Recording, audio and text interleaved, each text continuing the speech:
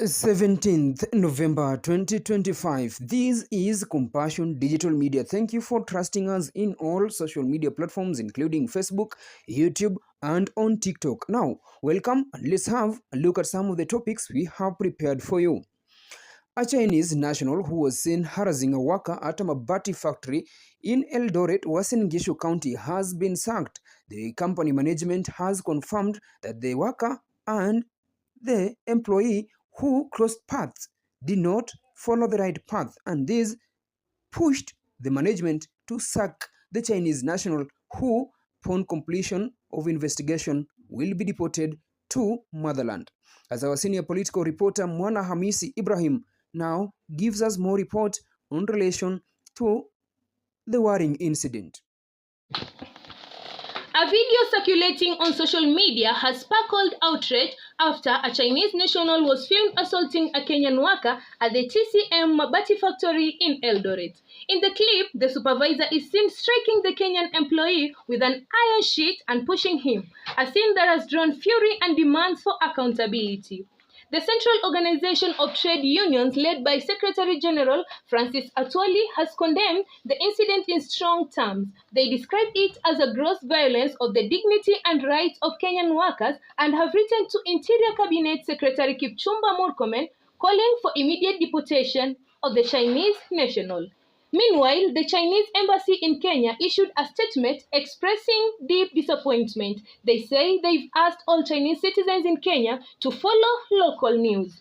In a surprising twist, a second video shows the Kenyan worker and his boss reconciling. The worker says he has forgiven his boss and even expressing his willingness to stay on at the factory.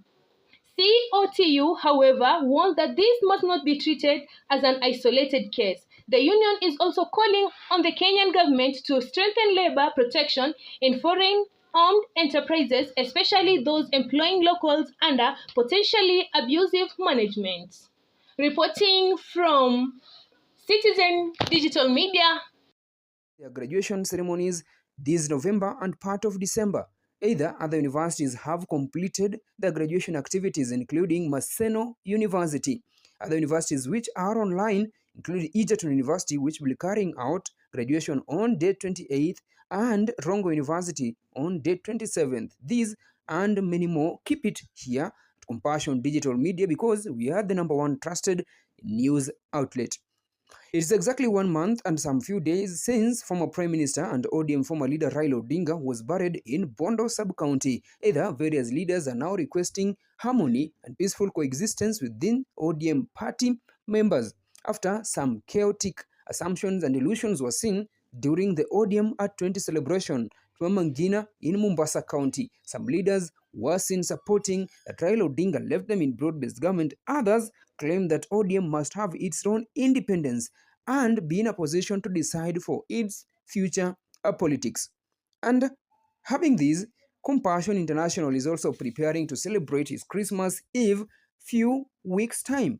Compassion is an organization forum that an non-governmental organization forum that ensure they try to elevate poverty in Christ and help raise children in spirit. This is officially done every year, where at least every child is given a stipend or is given a gift of his or her own desire.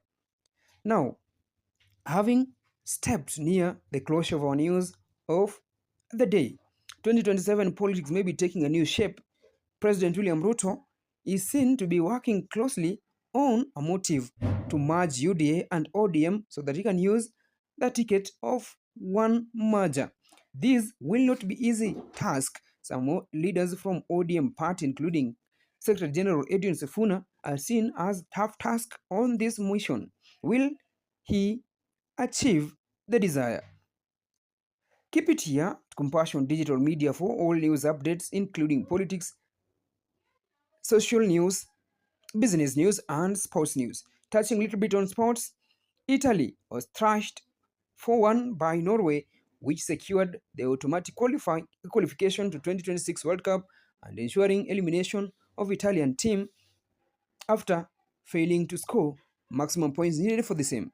Nigeria was eliminated on penalty shootout by Democratic Republic of Congo, which now qualified for Intercontinental CONCACAF qualification match that will determine which team now proceeds to World Cup that will be played in 3 countries in 2026.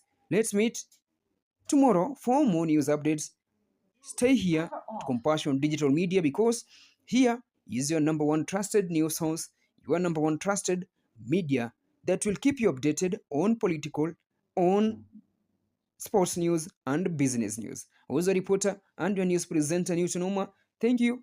Our senior political reporter, Mwana Hamisi Ibrahim from Bungoma County. Let's meet when God allows.